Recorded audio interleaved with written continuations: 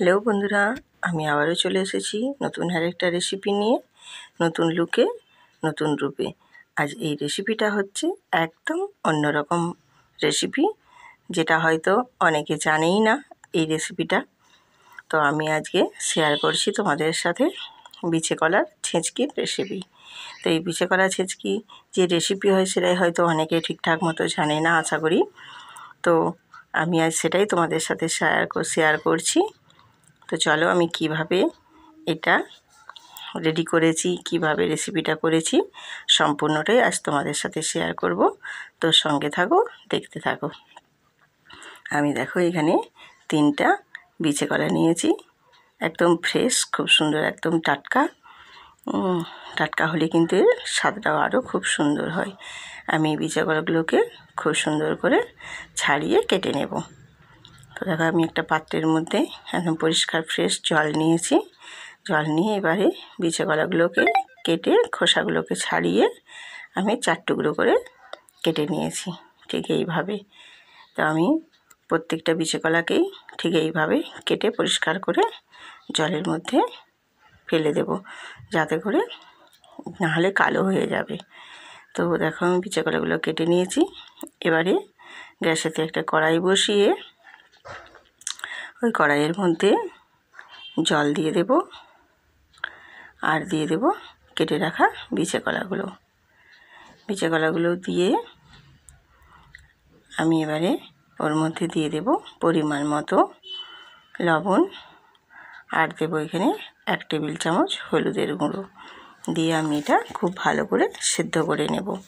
তো এই বিছে কলাটায় নুন আর হলুদ দিয়ে সেদ্ধ করাটার কারণ হচ্ছে, কারণ এটা যেহেতু কাঁচা কলা, তো তার এর মধ্যে অনেক কষ থাকে, সেই কষটা একদম চলে যাবে এবং কলাগুলো কালোও হবে না, খুব সুন্দরভাবে একদম সিদ্ধ হয়ে যাবে। তো দেখো আমি বিছে কলাগুলোকে নুন হলুদ দিয়ে খুব ভালো করে মিশিয়ে নিয়েছি জলের মধ্যে। এবার আমি একটা ঢাকনা দিয়ে ঢেকে দেবো, যাতে করে তাড়াতাড়ি সেদ্ধ হয়ে যায়। তো দেখো আমি ঢাকনা তুলে চলে এসেছি, আমার খুব সুন্দরভাবে সেদ্ধ হয়ে গেছে। দেখো, তো আমি এবারে এই বিছে কলাগুলোকে তুলে নেব। তো আমি একটা পাত্রের মধ্যে তুলে নিয়েছি। এবারে আমি ওই কড়াইটাই ভালো করে ধুয়ে পরিষ্কার করে নিয়ে ওই কড়াইয়ের মধ্যে 1 টেবিল চামচ জিরে আর একটা শুকনো লঙ্কা শুকনো কড়াইতে নেড়ে খুব ভালো করে ভেজে নেব। ভালো করে আমি নেড়ে ছেড়ে ভেজে নিয়েছি। এবারে আমি জিরেগুলো তুলে নিয়েছি, তুলে আমি এটা একটা মশলা তৈরি করে নেব। এবারে ওই কড়াইয়ের মধ্যে আমি দিয়ে দিলাম সর্ষের তেল। তো অবশ্যই রান্নাটা সর্ষের তেলেই করতে হবে, তাহলে খেতে কিন্তু খুবই দুর্দান্ত লাগবে এবং টেস্টটাও খুব ভালো লাগবে। আর দেবো 1/2 টেবিল চামচ 5 ফোড়ন, একটা শুকনো লঙ্কা, একটা তেজপাতা দিয়ে খুব ভালো করে নেড়ে ছেড়ে নিয়ে এবার আমি দিয়ে দেবো এর মধ্যে সামান্য একটু আদা বাটা। আদা বাটাটা হচ্ছে না দিলেও চলবে, এই রেসিপিটাতে কোনো মশলা না দিলেও খুবই সুন্দর লাগে খেতে। তো অবশ্য খুব বেশি কিছু এখানে লাগবে না, একদম সামান্য উপকরণ দিয়েই আজ আমি এই রেসিপিটা বানাবো, কিন্তু রেসিপিটা কিন্তু খুবই অসাধারণ, দুর্দান্ত একটা। দিয়ে আমি কলাগুলো হাতের সাহায্যে একটু এইভাবে ঘেঁটে ঘেঁটে দিয়ে দেবো কড়াইয়ের মধ্যে। কলাগুলো আমি এইভাবে দিয়ে এই মশলার সাথে নেড়ে চেড়ে খুব সুন্দর করে কষিয়ে নেব। তো আমি অবশ্যই এখানে সামান্য একটু আমার 2টো টুকরোর মতো একটু বেগুন ছিল, আমি দিয়েছি। ওটা অপশনাল, না দিলেও চলবে, নষ্ট না হয়ে যাবে কেন, তাই জন্য আমি দিয়ে দিয়েছি। তো দেখো এইভাবে নেড়ে চেড়ে নিয়ে কষিয়ে নিয়ে আমি এবার এর মধ্যে দিয়ে দেব স্বাদ মতো এখানে সামান্য 1/2 টেবিল চামচের মতো একটু লবণ, যেহেতু আমার সেদ্ধ করাই আছে লবণ দিয়ে। আর দেবো এখানে 1/2 টেবিল চামচ চিনি দিয়ে, আর এখানে আমি একটু সামান্য আরেকটু পরিমাণে দেবো সর্ষের তেল, কারণ তেলটা এখানে একটু বেশি পরিমাণেই লাগে। তো আমার প্রথমেই একটু দিয়ে দিলে ঠিক ছিল।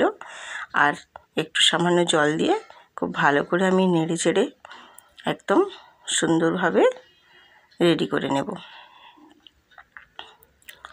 তো আমি খুন্তির সাহায্যে দেখো খুব ভালো করে নেড়ে চেড়ে আমি একদম ঘাটা ঘাটা টাইপের বিছে কলার রেসিপিটা তৈরি করে নিয়েছি। এবার আমি ওর মধ্যে দিয়ে দেবো ভেজে রাখা যে গুঁড়ো মশলাটা দিয়ে আবারও আমি খুন্তির সাহায্যে খুব ভালো করে নেড়ে চেড়ে মিশিয়ে নেব। দেখো আমি মিশিয়ে নিয়েছি। এবারে আমার পুরো একদম বিচে কলার রেসিপি রেডি। আমি এবার এটা তুলে নিচ্ছি। তো বন্ধুরা দেখো কতটাই সুন্দর হয়েছে। একটা নতুন রূপে, নতুন লুকে আজ আমি একটা নতুন রেসিপি তোমাদের সাথে শেয়ার করছি। তো এই রেসিপিটা নিশ্চয়ই তোমাদের কাছে ভালো লাগবে। তো যদি ভালো লাগে, কে কোথা থেকে দেখছো একটা কমেন্ট করে জানিও যে কেমন লেগেছে তোমাদের।